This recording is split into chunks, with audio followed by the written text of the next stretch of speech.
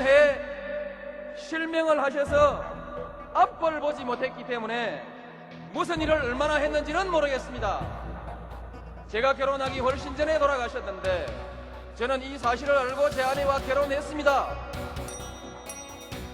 뭐가 잘못됐습니까? 이런 아내는 제가 버려야 합니까? 그렇게 하면 대통령 자격이 있고 이 아내를 그대로 사랑하면 대통령 자격이 없다는 것입니까?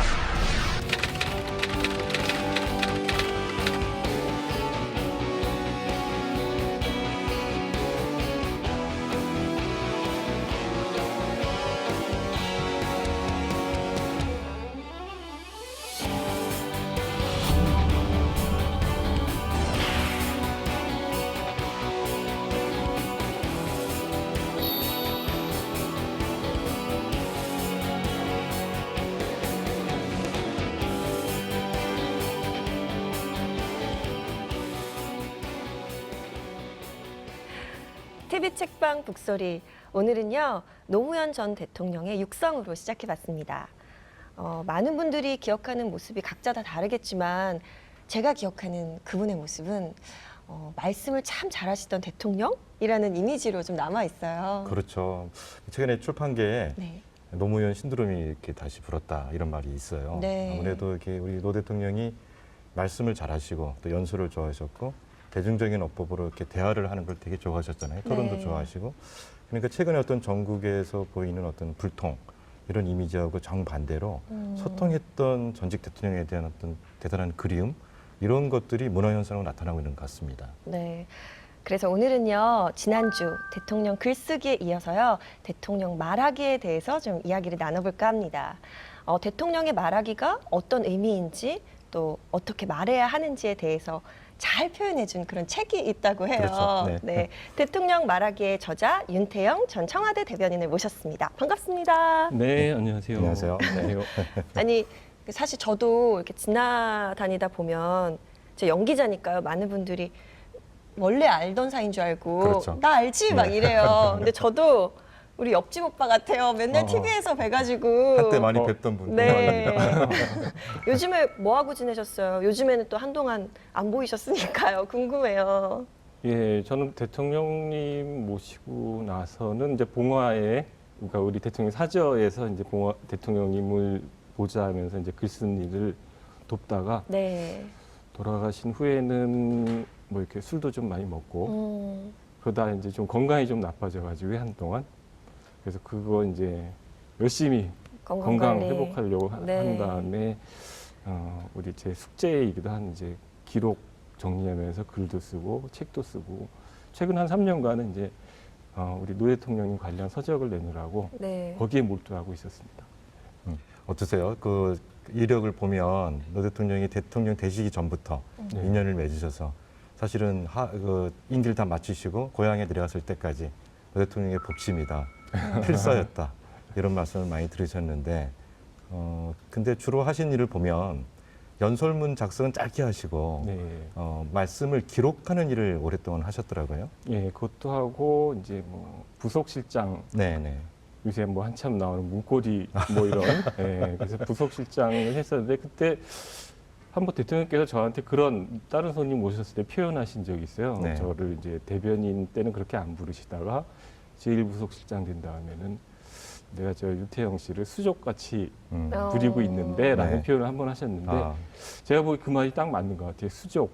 이거 착취를 당하신 건가요? 그러니까 이게 대통령 부속실이라는 게 대통령의 손발 연장선이다. 그러니까, 그렇죠. 그러니까 네. 바쁘시니까 네. 손이 네. 되고 발이 돼서 네. 이제 뭐 챙길 것 챙기고 뭐 그러다 보니까 그런 저도 이제 어떤 때 보면 뭐 이 하나의 독립된 인격체 이렇게 얘기하기보다는 대통령님의 연장선에서 제가 지금 아직까지 일을 하고 있구나 이런 네. 생각을 가지고 있을 때가 많아요. 네. 근데 그 비서를 이제 어떻게 일을 맡기냐도 대단히 중요한 건데 네. 또 그 일을 할 때 어떠한 기분이 날까요? 어떤 소명의식을 갖고 하셨는지도 궁금하더라고요. 저는 좀 자부심이 대단했죠. 이 네. 그렇네요, 진짜. 사관인데요, 일종의. 네. 내가 기록하는 게 전부 역사가 되는구나. 거꾸로 또 역사를 내가 기록하고 있구나. 네. 이런 자부심이 굉장히 있었죠. 좀 엉뚱한 질문인데 네. 대통령 말씀하실 때 네. 비서관은 뭐 밥을 먹을 수도 없을 거고 또 그러니까 물을 마시기도 좀 곤란할 테고. 원래는 이렇게 뭐 예를 들어서 국무총리, 그다음 네. 뭐 여당 당의장 이렇게 세 분이 이렇게 이런 테이블에 앉아 식사하실 때 제가 사실은 옆에다 놓고 노트북을 거기서 이제 좀 경각스럽게 쳤어요. 그래서 하도 부담스러워서 저는 점심 나중에 따로 먹을 테니까 뒤에 책상 빼놓고 거기서 제가 치고 나중에 밥 먹겠습니다. 그랬더니 쓸데없는 소리 하지 말라고 자네는 네. 같이 밥 먹으면서 같이 치라고 항상 그러셨거든요. 네, 네. 똑같이 대접을 하셨어요. 그래서 네. 대신 이제 앉아서 같이 식사하실 때는 대통령께서 밥을 입에 넣으시면 저도 그때 얼른 밥 넣고 이제 씹으시면 저도 씹고 그다음 말씀하실 때 적고. 중요한 건 어쨌든 대통령이 말씀이니까 다른 참석자 말도 적긴 적어야 되지만 그래도 네. 놓치지 말아야 될 건 대통령님 말씀이니까 네. 그때는 식사하실 때 저도 같이 식사하고 제가 저 이전 책에 써놨는데 우리 국무총리 이해찬 총리님하고 이렇게 한번 언성을 높여서 싸우는 적이 있었는데 네. 그때는 이거 적어야 굉장히 중요한 순간이에요. 진짜 네. 그게 고민되겠어요. 보기 드문 순간에서 이게 서로 이게 언성을 높이신 거를 일어서서 막 언성을 높이시는데 그거 다 적어야 되는데 네. 그 순간 이거 막 갈등이 진짜. 생긴다. 이거 일단 말려야 되는데 이거 어떻게 좀 적어야 되나? 진정시켜드려야지 하는 게 한편으로 있으면서 그래도 이거 다 적어야 되는데 이 충돌한 적이 있었어요. 아니 원래 그 맹자를 보면 네. 맹자가 어떻게 논쟁한 결과물이잖아요. 예. 유자랑 논쟁한 거, 묵가랑 논쟁한 거. 근데 결과를 보면 쓴 사람이 이긴 거로 돼 있습니다. 예, 결국은 뭐 많이 기록을 남기는 사람이 결국은 후대 사람이 많이 그쪽 자를 접하게 될 거 아니겠습니까? 예. 많이 남기는 게 이기는 것 같아요. 그렇죠. 아니 보니까요, 뭐 기록, 바보, 산을 옮기다 이어서 이번에 대통령 말하기가 세 번째 책이잖아요. 그러니까 노무현 전 대통령에 관련된 책을 세 권이나 쓰신다는 거는 사실 약간 부담도 되실 것 같고 쓸 때마다 조금 감회가 새로울 것 같다는 생각도 네. 들어요. 그리고 세 번째다 보니까 이번에는 조금 더 느낌이 뭔가 좀 달랐을 것 같다는 생각도 드는데. 예, 그래서 돌아가신 지 이제 7년 됐는데 사실은 저는 이런 책 세 권을 내다 보니까 항상 대통령이 말씀에 뭐라 그러나 그 안에서 살았던 것 같아요. 항상 그러다 옆에 보니까 계시는 예, 것처럼. 항상 옆에 네. 계시는 거니까 뭐 사람들도 뭐 그래서 무슨 밖에서 무슨 일이 생기면 저한테 그때 대통령 뭐라고 하셨냐 그걸 저한테 물어보니까 그러다 보니까 항상 그러니까 부재를 못 느낀다 그럴까요? 그런 게 있었고요. 근데 하여튼 기록이나 바보 사는 옮기다 이전 책 낼 때에 비해서는 책이 굉장히 가벼운 톤이었어요. 밝은 톤. 제가 중간에 이 에피소드란에 네. 약간 좀 뭐 대통령이 마지막으로 남기신 글에 대해서도 분석해 놓고 뭐 이런 게 좀 두 가지 있었는데 책 톤을 전부 좀 밝게 가져가려고 마지막 순간에 좀 뺐어요.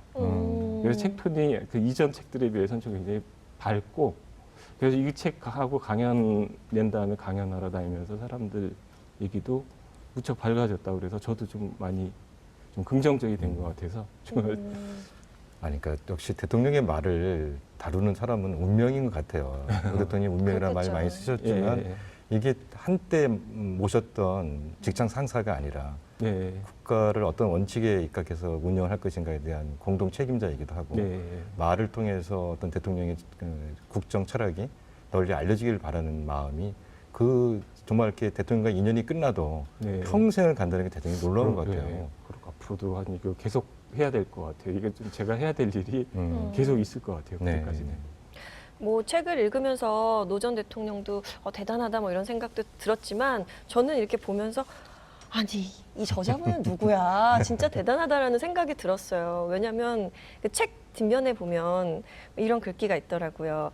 대통령의 말과 함께 살아온 10년 500여 건의 휴대용 포켓 수첩 100건의 업무 수첩 1,400여 개의 한글 파일 대통령의 말하기로 다시 태어나다. 이거 정리하는 데만도 진짜 쉽지 않았을 것 같다는 생각이 들더라고요. 아니 이거를 어떻게 이렇게 딱 이렇게 분류해가지고 그 연설 원칙에 맞춰서 어떻게 잘 구분하셨는지 이런 것도 좀 궁금해요. 사실은 책 쓰는 데는 그러니까 이 책 내용을 보시면 아시겠지만은 대통령 말씀이 절반이에요. 그렇죠. 네네. 거의 절반이에요. 그다음에 제가 쓴 게 한 절반쯤 되는데 그 절반의 얘기를 쓰는 건 한 3개월 걸린 것 같은데요. 그 전에 말씀을 분류하고 한 건 한 3년 작업을 한 것 같아요. 와. 그러니까 꼼꼼히 그때 뭐 이렇게 기록할 때마다 뭐 예전에 수첩에 적었던 거를 디지털 파일로 옮길 때부터 아 이거는 굉장히 재미있는 말이야, 의미 있는 네. 말이야 이런 것들을 따로 파일에 저장해 두기 시작했거든요. 그러니까 그게 쌓여가지고 쌓여서 이렇게 분류할 수 있는 기본이 됐던 것 같아요. 그래서 실제로 그 분류 작업이 한 3년 정도 천천히 한 셈이니까 오히려 이제 나머지 이 절반의 글을 쓰는 데는 한 3개월 정도에 끝낼 수 있었던 것 같아요. 저희 왜 읽어보면서 그런 생각이 들더라고요. 뭐 간추려서 물론 책에도 많이 나와 있긴 하지만 그럼 노무현식 말잘하기 비법 네. 팁은 뭘까요? 제가 책에도 네. 이제 사례로 들어오는 게 몇 개 있지만 저는 제일 큰 노하우로 할까? 그거는 네.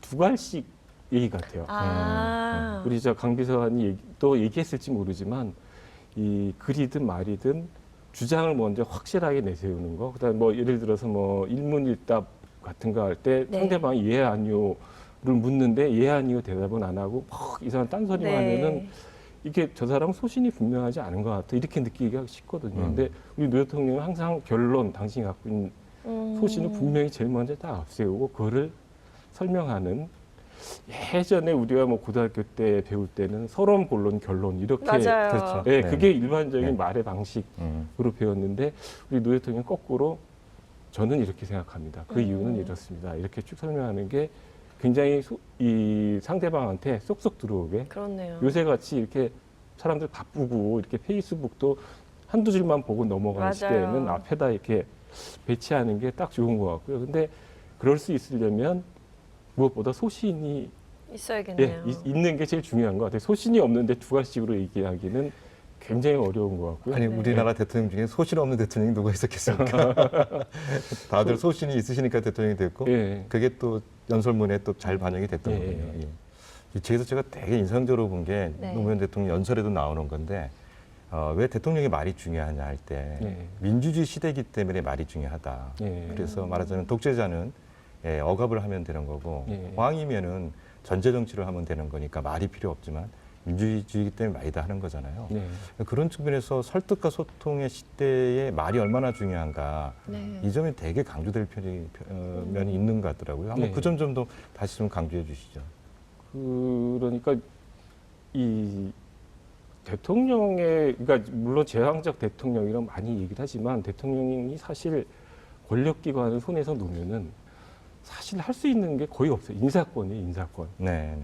그것도 이제 임기 중반이 지나가면은 이제 그러니까 마무리되는 정권에 와서 뭐 직책을 맡으는 사람도 줄어들겠죠. 그러다 보니까 그런 권한이라는 게 실제로 많이 없어요. 뭐 어떤 자신이 했던 공약을 하나 시행하려고 그러는데 야당이 반대하면 야당 의원들 불러다가 설득해야죠. 야당. 네, 네. 그다음 뭐 일반 여론이 안 좋으면은 기자들 만나서 설득하고 일반 국민들 만나서 또 맞아요. 언론사 토론회에 나가서 제가 이걸 하는 이유가 뭐 예를 들어 개헌을 해야 된다고 주장하셨을 때 원포인트 개헌한다고 주장하셨을 때 네. 토론회도 나가고 기자들하고도 만나고 계속 말을 하다못해 반대하는 참모들도 있거든요. 네, 네. 그럼 그 참모들도 설득해야 돼요. 결국은 그 결국은 다 말이에요. 그게. 네. 그렇네요. 네, 결국은 말로 하는 수밖에 다른 권한이나 뭐 어디 방법이 가서 없네요. 네. 그런 게 없으면 네. 그 말이 많게 느껴지는 건 우리 대통령이 나중에 이게 농담식으로 했지만 일을 많이 하니까 일을 많이 하니까 말이 많이 나오는 거다. 네, 민주시대의 지도자는. 네. 그 같은 연설문에 있는 그 내용 중에 뒷부분도 되게 인상 깊었어요. 최근에 전국과도 관련이 있던데 클린턴 대통령을 얘기하면서 클린턴이 이렇게 연설을 잘했던 건 자기 정치 철학과 소신이 있었기 때문이다. 네, 이게 굉장히 중요한 부분이잖아요. 네. 그러니까 이 책에도 보면 말을 잘하는 것에서 가장 중요한 거는 형식이나 수사학이 아니라 콘텐츠다. 그렇죠. 내용, 알맹이라고 그러죠. 우리 대통령님 대중연설하는 거 보면은, 그러니까 예전에는 말 잘하는 사람 중에 그런 것도 있어요. 이 문장 쓴 거 자체를 쭉 연결해 보면 그냥 말끔한 문장이 되는 분도 있는데, 네. 우리 노 대통령님 그런 편은 아니었어요. 네. 그러니까 이 그러면요. 대중적, 그러니까 말씀하시던 중에도 다시 말 고치고 새로 하고 뭐 이렇게 어. 말끔한 문장이 되는 분은 아닌데 제가 중요히 생각하는 건 그 속에 들어있는 내용이죠. 그러니까 말이 뭐 주어 서술어 완벽하게 갖춰졌다고 해서 이게 꼭 잘하는 말이 아니라 그 안에 무슨 내용이 담겼는가 네. 이게 전 제일 중요한 것 같아요. 그러니까 우리 노 대통령이 항상 내용을 뭘로 담을 것인가 이거에 고민을 많이 하시고 말씀하시는 도중에도 더 좋은 게 있으면 이제 그걸 고치고 또 얘기하시고 하시고. 이랬던 것 같아요. 하도 자주 고치시는 대통령이라 윤 선생님은 정작 연설비 선거는 안 하신 거 아닙니까? 그렇죠. 저도 예, 가급적 안 하고 싶어 했고 마침 대변인을 바꾸게 돼서 제가 대변인으로 가게 됐는데 우리 저 지난 정부에서 또 해왔던 이제 강원국 씨가 있으니까 아마 네. 대통령께서 그 친구가 연설 쓰면 된다고 생각하고 마음 놓고 이제 저를 대변인으로 보내신 거 아닌가 싶어요. 저보다 훨씬 잘 쓰니까. 예. 아니 저도 이렇게 대중 앞에서 뭐 말도 많이 하고 인터뷰 같은 것도 많이 하잖아요. 네. 그러다 보면은 어떤 날은 내가 생각해도 말을 굉장히 잘했다 이렇게 느낄 때가 네, 있어요. 네. 근데 어떤 날은 너무 말하기가 싫고 그래서 그런지 결과가 안 좋은 날이 있어요. 네. 근데 윤 선생님이 보시기에 워낙 가까이서 보시니까 어떨 때는 오늘은 말씀 참 잘하셨네요. 네. 오늘은 별론데 연설이 이럴 때가 있을 것 같거든요. 네, 있어요. 아니, 그거는 대통령 본인도 그렇게 얘기하신 적도 그래요? 있고요. 아, 제일 큰 차이는 청중의 호응 같아요. 그 청중의 호응. 근데 청중이 별로 없잖아요. 아니요, 그러니까 어디 가서 연설하실 때 청중이 리액션을 해주고 이러면 네. 우리 대통령이 굉장히 그쵸. 업되셔가지고 맞아. 재밌는 그 순발력에서 나오는 재밌는 워딩이나 이런 게 뭐 엄청나게 나와요. 네. 근데 이제 청중이 약간 반응이 없고 이제 썰렁하면은 이게 이제 약간 가라앉으셔가지고 말 맞아. 이어가기도 잘 쉽지 않고 이런 경우도 있었어요. 그래서 좀 궁금한 게 그러면 선생님이 뽑으시는 최고의 연설 예, 하나 예. 혹시 들려주세요. 저는 이 인터넷에 보면은 우리 대통령님 대선 후보 수락 연설이라고 이렇게 네. 돌아다니는 게 네. 하나 있는데 네, 네. 사실 대선 후보 수락 연설이 아니고 대권 도전 선언하는 연설. 아. 2001년에 네, 네. 12월인가 이제 후원회에서 네.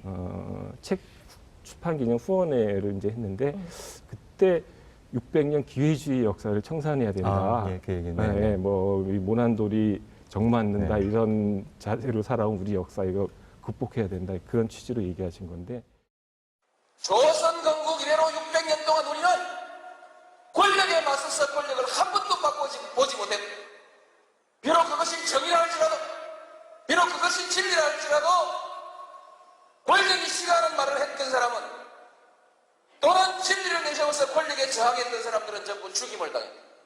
그 자손들까지 멸문지화를 당했다. 패가 발생했다. 600년 동안 한국에서 부귀영화를 누리고자 하는 사람은 모두 권력에 줄을 서서 손바닥을 비비고 머리를 조아려야 했다. 그저 밥이나 먹고 살고 싶으면 세상에서 어떤 부정이 저질러져도 어떤 무리가 문 앞에서 벌어지고 있어도 당장은 부당하게 약자를 짓밟고 있어도 모른 척하고 고개 숙이고 외면했어요. 눈 감고 귀를 막고 비굴한 삶을 사는 사람만이 목숨을 부지하면서 밥이라도 먹고 살 수 있던 우리 600년의 역사, 제 어머니가 제게 남겨주었던 제 가구는 야이놈아 모난돌이 정맞는다 계란으로 밥이치기다 바람 부는 대로 물결 치는 대로 눈치만 해 살아라. 80년대 시위하다가 감옥 간 우리의 정의롭고 혈기 넘치는 우리 젊은 아이들에게 그 어머니들이 간곡히 타일렀던 그들의 가훈 역시 야이놈아 계란으로 발치기다 고만둬라 너는 뒤로 빠져라.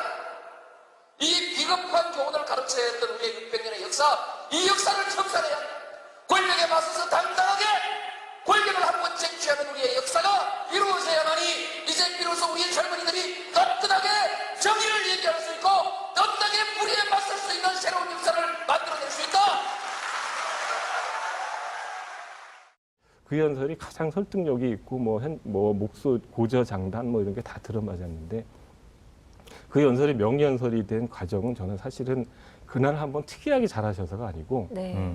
같은 내용으로 그 2000년 선거 떨어진 다음에 계속 일주일마다 이 주말에 네. 민주당의 이제 연수원이 있었는데 청원에 네. 거기 전국의 당원들이 주말마다 연수하러 오는 데 가서 단골 강사하셨어요. 어. 그래서 그걸 주말마다 그 연설을 하셨어요. 가서 네. 그 내용들. 그게 거의 1년 반 동안 그렇게 하시다 보니까 내용이 업그레이드되고 그 내용을 완전히 그렇죠. 예, 숙지하시고 인지하고 뭐 쥐락펴락 하시면서 네. 하시게 된 거죠. 그러니까 그거 보면서 그게 명연설로 이렇게 딱 올라가는 거 보고 아, 아무리 말 잘한 노 대통령님도 이렇게 계속 반복하고 한 이래서 이 명연설이 되는 거지 어느 날 네. 갑자기 뚝 떨어져서 명연설이 나오는 건 아니구나 네. 이런 생각을 했었어요. 아, 이 책의 또 큰 장점이 노 대통령의 성공한 연설문만이 아니라 노 네. 대통령이 또 설화를 겪으신 경우가 있잖아요. 예, 예. 그럴 때 왜 그랬을까를 좀 성찰적으로 바라보는 그런 대목도 있어요. 그러니까 사실은 이 책은 실수했다고 생각하는 부분을 피하면 좋은 연설을 할 수 있는 게 되는 건데 예를 들면 노 대통령 특유의 반문법이나 반어법 네. 이런 것이 연설에서는 적합하지 않다라든지 네. 어쨌든 또 이렇게 특유의 어떤 그런 대중적인 어법이 오해를 샀다든지 네. 이런 얘기가 있는데요. 굉장히 연설을 중히 여겼고 또 많은 준비를 거쳐서 했던 연설이지만 오해를 받거나 설화가 됐을 때 정말 참모로서는 어떤 느낌이 드셨는지.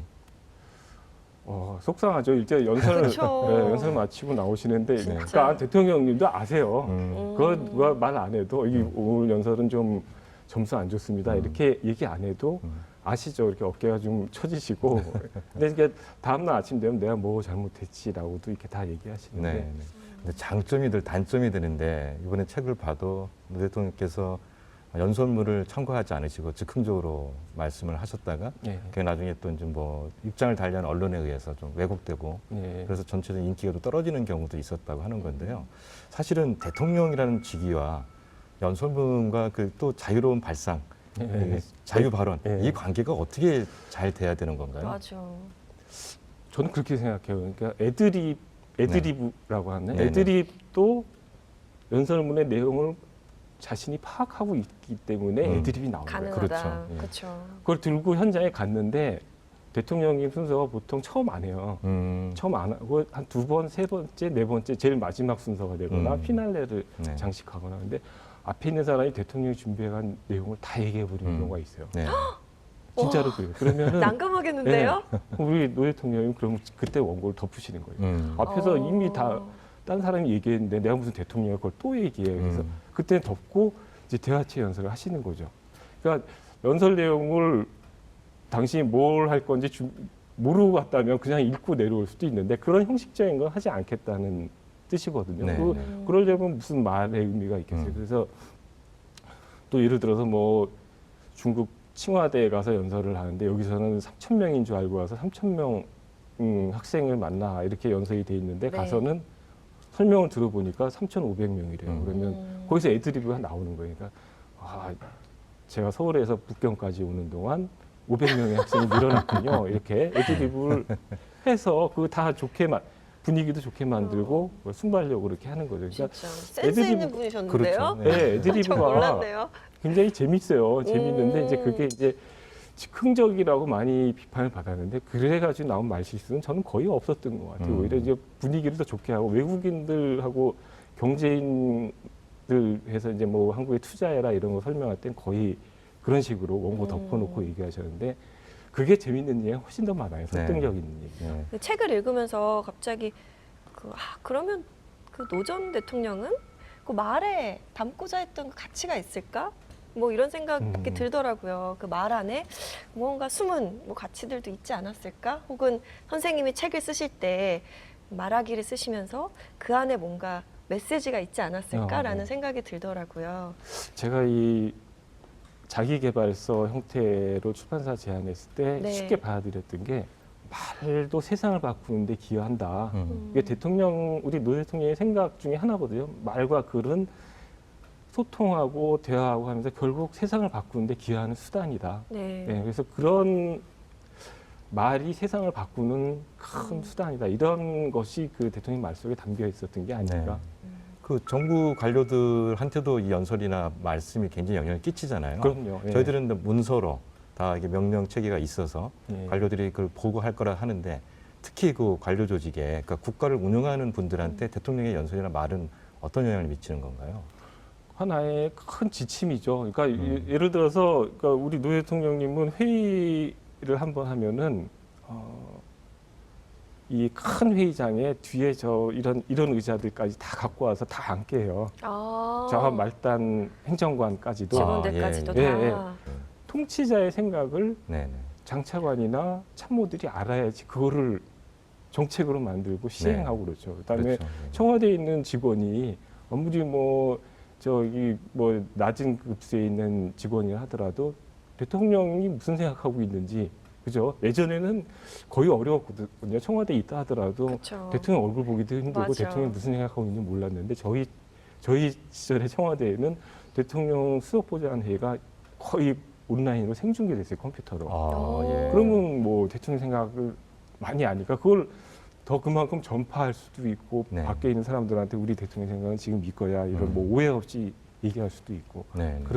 그랬던 시절이었죠. 그러니까 대통령의 말이 국정 운영의 원칙이 되는 지침이 되는 거죠. 네. 네. 그럼 어떻게 보면은 제가 그 대통령님은 제가 전달을 해서 다른 사람의 입으로 이렇게 전달되는 것보다는 직접 소통하기를 더 원하셨던 것 같다라는 우리 노 생각도 대통령님은 들어요. 확실히 그러셨습니다. 네. 사실 말이라는 게 어떻게 보면 하나의 소통이잖아요. 예. 그래서 그런지 보니까 여러 장소에서 이렇게 토론 같은 거 굉장히 많이 하셨다고 하더라고요. 근데 보니까 참모들은 오히려 더 말렸다고요. 그러니까 토론 나가시는 걸 그게 말린 편은 아니고요. 네. 이렇게 예를 들어서 100분 토론 이런 거 나가시면은 왜냐하면 생방송 토론을 특히 좋아하셨어요. 왜냐하면 간접 전달되면 아까 말씀하신 것처럼 이렇게 그렇죠. 오해 소지가 문장이 있으니까. 잘리거나 맞아요. 그 중에 한두 개만 부각돼도 다른 게 죽어버리거나 이러니까 생방송으로 나가면 이제 시청자들한테 그대로 다 전달이 되니까 그런 걸 굉장히 좋아하신 편인데 이제 참모들이 많이 말린 편은 기자들 청와대 춘추관에 이제 네네. 나와서 기자들하고 얘기하는 거를 가급적 일이 생겼을 때 나가지 않으시는 게 좋겠다 이런 의견을 드린 사람도 있었고 저도 이제 가끔 안 나가신 게 어떨까요? 그럼 그때 저를 이상한 표정으로 이 친구가 왜 이러니까 말이 안 된다고 생각하시는 거예요. 그러니까 네. 이 대통령이 많이 나가서 얘기하시면 효과가 좋아요. 그게 기사로 따지면 한 일면 톱. 네. 그쵸. 대통령이 나와서 얘기하시면 저 대변인이 얘기하면은 기사가 안 나오는 경우가 많은데 같은 얘기대로 대통령이 하시면 다 그럼요. 나오니까. 맞아. 근데 나가서 이제 대통령이 당사자가 돼서 이렇게 토론을 벌이고 막 하면 우리나라 사람들이 이제 그런 선입관이 있는데 대통령은 과묵해야 돼. 맞아요. 예, 근엄하고 막 대통령이 이렇게. 막 싸움의 당사자가 되면 네. 안 돼. 이런 게 좀 있어요. 그래서 막 대통령이 나와서 논쟁하고 그러면 지지율이 약간 좀 떨어지는 경향이 좀 있어요. 그러니까 참모들은 아무래도 그래요? 이제 네네. 그런 거를 걱정을 하는 거죠. 정말 곤란한 질문을 드리고 싶은데 노무현 질문이 오늘 대통령 많으세요. 노무현 대통령 연설과 박근혜 대통령 연설을 비교해 보시면 어떤 평가를 내릴 수 있으십니까? 곤란하시겠다. 글쎄요, 저는 노 대통령은 어쨌든 설득하고 소통하는 말이라고 생각을 하는데 박근혜 대통령 말을 보면은 이렇게 좀 말을 위한 말이 아닌가 하는 생각이 들 때가 있어요. 그냥 이 내용보다도 그러니까 이 진정성이랄까. 저는 이 정부 들어서 이렇게 노 대통령 때처럼 이렇게 대화하고 소통하고 기자들하고 네, 토론하고 네. 토론이라는 게 사실은 당신 얘기를 설득하는 거기도 하지만 상대방 얘기를 듣는 과정이기도 하거든요. 질문이나 토론 과정 통해서 그런 것들이 거의 안 보였던 네. 것 같아요. 그래서 그냥 말이라는 게 없었던 시절 아닌가 오히려 지금은 그런 면에서 아쉬움이 크죠. 네. 그 대통령의 연설문이 이렇게 유출된다는 게 얼마나 심각한 문제인 건가요? 글쎄 연설문 하나를 쓰기 위해서는 모르겠어요. 그 내용들이 문건들이 어떤 것들이 들어있는지 모르지만 국가의 주요 정책들이 네. 앞으로 시행될 정책들이 많이 담겨 있고 네. 대통령의 생각들이 많이 담겨 있는 거 아니겠습니까? 이게 지금 당장 공개되면 안 될 얘기들도 있을 거고 그런 것들이 외부 청와대 바깥으로 나가서 이렇게 된다는 거는 심각한 문제죠. 그러니까 네. 시장에 끼치는 영향이나 그것이 많이 퍼졌을 때 네. 시장에 끼치는 영향이나 외교에 끼치는 영향이나 이런 게 굉장히 크지 않겠습니까? 네. 그러니까 이번 사태를 보면서 대통령의 말을 장악한 사람이 진짜 실세 권력이구나 이런 생각이 들더라고요. 그러면 제가 실세가 돼야 되는데 우리 대통령님은 저한테 했던 얘기를 그대로 제가 이제 부속실장 시절인데 네네. 저한테 했던 얘기를 1시간 후에 비서실장이 오면은 그대로 똑같이 얘기하세요. 네. 그 다음에 수석보좌관 회의가 열리면 거기서 똑같이 얘기를 하세요. 그러니까 말하는 내용은 점점 업그레이드가 되죠. 이렇게 나쁜 그러니까 표현이 잘못됐거나 이런 거는 네네. 점점 걸러지고 네. 좋은 표현들이 그래서 말씀하시면서 당신 생각을 많이 정리하세요. 네. 그러니까 어느 누구한테도 이 특별한 이야기를 주지는 않으세요. 그러니까 네. 많이 공평하게 다 똑같이 그러니까 투명하게 얘기를 하시니까 그런 말을 장악한 사람이 없었던 거죠. 저희 시절에는. 보니까 노무현에 대한 책을 쓰는 게 내 운명이자 숙제라고 이렇게 말씀하셨더라고요. 예. 숙제 많이 남으셨나요, 아직도? 지금 한 절반을 어. 넘어온 것 같아요. 아. 이번 책으로 한 절반은 넘었다고 저는 생각하는데 네. 아직 그러니까 제가 한글 노트북으로 쳐서 저장한 파일 중에 아직 열어보지 못한 것도 좀 있어요. 그래요? 네, 아직까지 책을 쓸 때 이때 이런 일이 있었지, 이때 이런 말씀하셨지 해서 거꾸로 찾아 들어간지 그 하나하나를 다 찾아가지고 거꾸로 이렇게 추려낸 거는 다 그런 건 아니었거든요. 그래서 네. 그거를 다 검색을 해가지고 일단 뭐 평전 제가 아까 말씀드린 수족이라고 생각하고 있었기 때문에 제가 네. 평전을 써야 된다는 위치에는 아니라고 생각했어요. 사실은. 아, 예. 그러니까 수족이 평전을 쓴다는 건 말이 안 된다고 전기는 생각했는데 쓸 수 있지만. 예. 네. 네. 근데 어쨌든 이게 이게 저희 각 분야별로 우리 참모들이 많이 책을 내고 있지만 이게 좀 네. 뭉뚱그려진 책이 안 나오고 있어서 음. 제가 그 작업을 좀 다른 분들도 취재를 하면서 그래서 평전을 하나 좀 만들어내는 게 우리 돌아가신 지 10주기 될 때까지는 그걸 하나 만들어야 되겠다는 생각을 갖고 있고요. 그다음에는 지금 갖고 있는 기록들을 네. 우리 지금 당장은 아니더라도 많은 사람들이 이제 노 대통령 시절을 연구하는 사람들한테 자료로 제공하기 위해서 이렇게 이제 뭐 대중서적은 아니지만 네. 이렇게 일단 사료 형태의 책을 묶어서 내는 그런 작업을 하나 해야 되겠다 그렇게 생각을 하고 있습니다. 아니 뭐 말을 어떻게 해야 되는지 얘기부터 네. 이렇게 재밌었던 일화 얘기를 듣다 보니까 벌써 마지막 질문을 해야 될 어? 시간이에요. 금방 가죠. 예. 저희 TV 책방 북소리 공식 질문입니다. 네. 내 인생의 한 구절이라고 해서요. 그 인생의 한 획을 그은 책의 한 구절을 이렇게 말씀해 주시는 거예요. 혹시 있으세요? 사실은 제가 이번 책 정리하면서 네. 책에 들어간 내용은 아니고 네. 책의 부록으로 이제 어록집이 하나 있는데 아, 네. 어록집에 들어간 말들을 고르다가 이거 참 지금의 저한테 굉장히 필요한 말이라고 생각이 들었는데 이게 뭐냐면 대통령님 하신 말씀이었는데 네. 적당히 타협하고 살면 편하긴 하지만 네. 세상은 달라지지 않는다.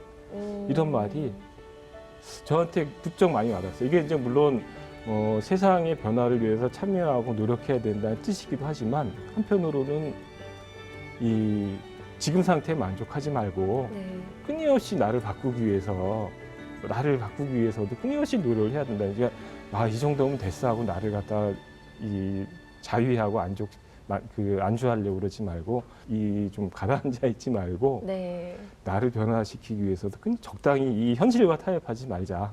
네? 지금의 나의 모습과도 타협하지 말고 나를 변화시키기 위해서 좀 더 하나하나 더 움직이고 더 네. 생각하자. 이런 네, 그 말이 요새 지금 이제 가슴속에 좀 있습니다. 아니 말하기 책을 쓰셔서 그런지 네. 이렇게 막 톤이 높거나 네, 네. 뭔가 막 강한 어조가 네. 있지 않은데요. 그러니까 어쩜 이렇게 귀에 쏙쏙 들어오는지 모르겠어요. 지금 말씀을 받아 적으면 책 한 권 되겠습니다. 그러니까요. 오늘 저희에게 사실 가장 필요한 거잖아요. 네, 그렇죠. 많은 시청자분들에게 네. 저희가 말을 잘해야 되는 그렇죠. 그런 역할을 하고 있는데 오늘 좋은 말할 수 있는 비법을 알려주신 것 같아서 네. 진짜 유익한 시간이었습니다. 저도 고맙습니다. 네, 오늘 네. 시간 감사합니다. 네, 감사합니다. 고맙습니다.